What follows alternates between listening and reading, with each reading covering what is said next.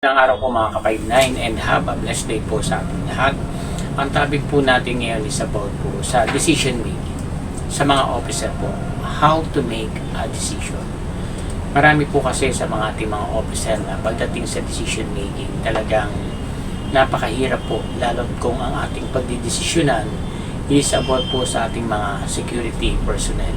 So paano yung dapat natin gawin o akma para higit natin mapagtibay yung ating pong desisyon na tama po ba or anong epekto nito. So pag mag-decide tayo, halimbawa may problema, lalo sa usapin pang security, marami po yan. Kung lalo na kung example natin dito yung aalisin natin yung gwardiya sa detachment natin. So bago tayo mag-decide, tingnan muna natin yung decision ba natin, ano yung magiging kalalabasan kung halimbawang tatanggalin siya, ano yung effect sa detachment, at kung hindi, ano naman din na magiging effect. So di ba napakahirap, kaya dapat po mabusising pagpapasya, kasi ang isa sa alang-alang mo dyan, unang-una yung detachment po natin, pangalawa the client of the company, and then the agency, di ba?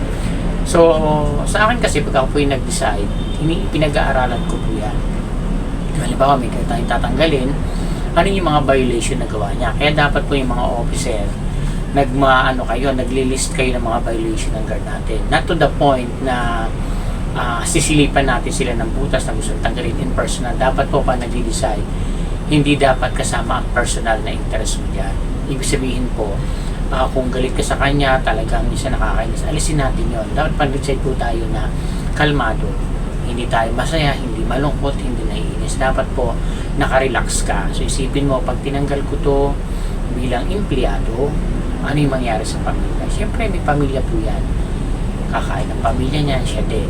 Ngayon, sa dati na yung violation, kasi may mga list ako ng violation nila na sa akin lang. Kasi once na nagka-problema, doon talaga binabangga lahat yan. Relate ka sa guard mounting, lagi kang absent, yung malinggiring na attitude mo, nandyan na.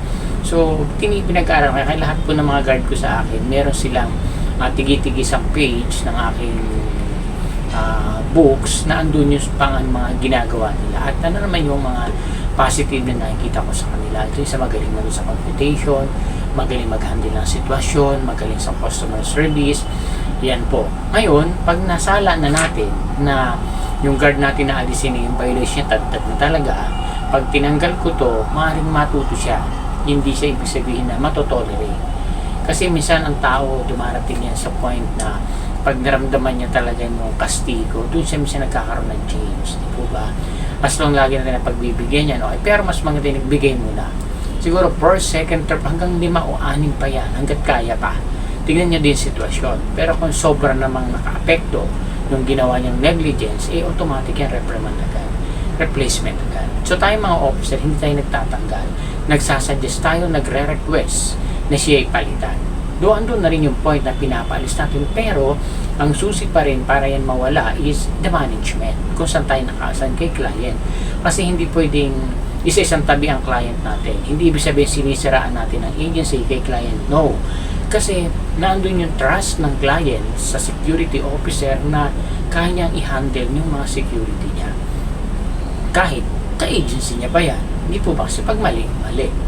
At madidistinguish ang agency na yung mga officer nila hindi nagtotolerate ng mali ng guard nila.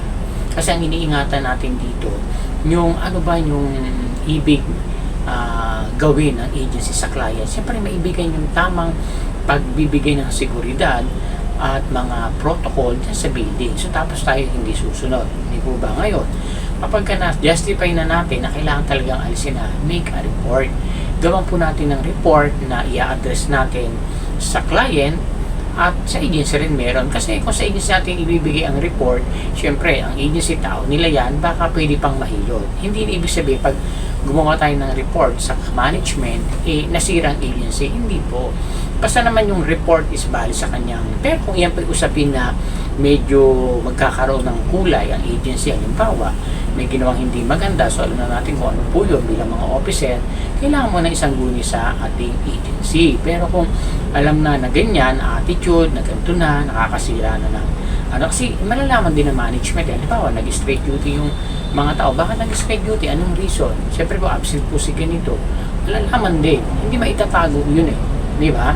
So, ibig sabihin lang doon yung pagpapahalaga natin sa operation everyday ng company. Kasi malaking usapin ang security pag nag-glag ang kanilang mga manning dyan. Magkakaproblema po talaga. Ngayon, pag pinagbigyan natin yan, yung mga guard din, sisilipin niya. Maraming ganyan. Real talk tayo. Totoo po yan. So, pag nakita ng mga guard na talaga yung officer namin, paninindigan, pag alisin ka talaga. Kaya hindi po pwedeng magpakahangkang ako dito, yung mga layman's term, malinggiring ako, kailangan ko, totoo talaga. So, makikita nila yan.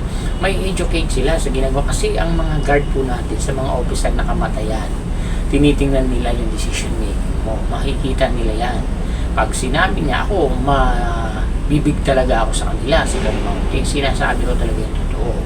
Tayo nasa Panginoon, nag-pray tayo, everyday, hindi ibig sabihin, tinotolerate natin yung mga mali. Sabi nga po, ang Lord gusto niya huwag tayong maloko at ayaw din siyempre naman loko. Diba? Kasi ang tingin nila pag nasa Panginoon ka, kaya nilang gawin kahit mali, papayag yan kasi lagi tayo nagpipray. Hindi po totoo yung guni-guni lang nila yun. Pag ikay nasa Panginoon, alam mo yung tama at mali. Stand for the truth. Lagi mo sinasabi sa kanila, manindigan kayo.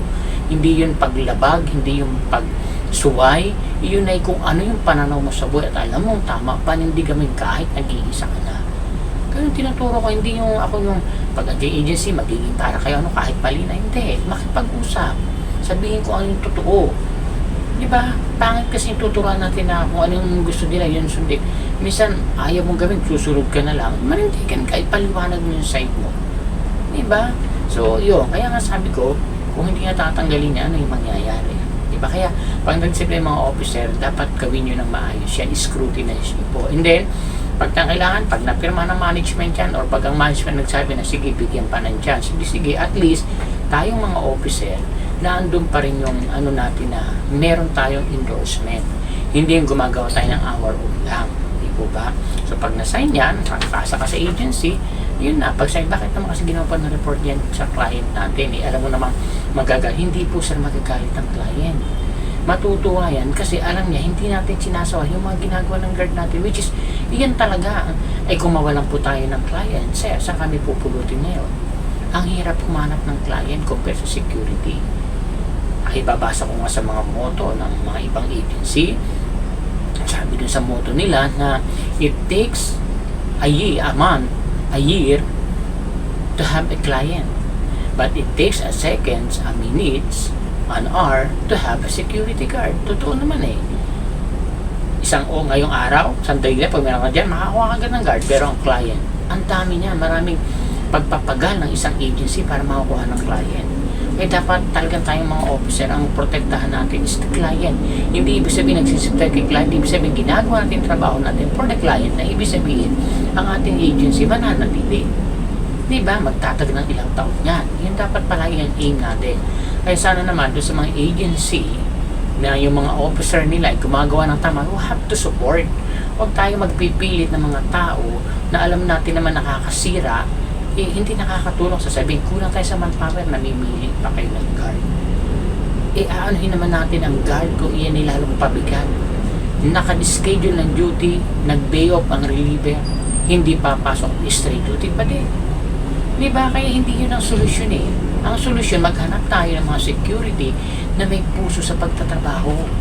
Hindi yung guard lang, makatrabaho lang. Kaya sa akin sinasabi ko lang sa mga, huwag kayo sasabihin ng guard lang ako. I am a security guard.